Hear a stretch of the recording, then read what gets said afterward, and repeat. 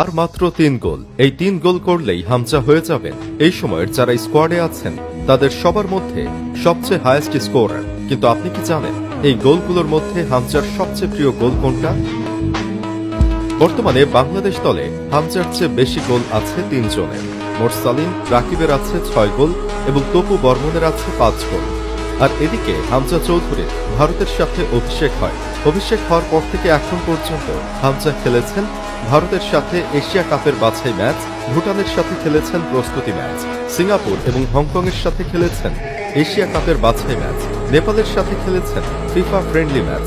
মোট খেলেছেন 6 ম্যাচ। এই 6 ম্যাচে তিনি করেছেন 4 গোল আর 1 অ্যাসিস্ট, মোট 5 গোলে তার অবদান। এই সময় বাংলাদেশ দল ভারতের সাথে গোল শূন্য ড্র করে, ভুটানের সাথে 2-0 গোলের জয় পায়। সেই ম্যাচে হামজা চৌধুরী প্রথম গোলের দেখা পান। ম্যাচের মাত্র 6 মিনিটে হামজা সেদিন গোল করে উল্লাসে ভাসান ঢাকা ন্যাশনাল স্টেডিয়ামে হাজার হাজার সমর্থক।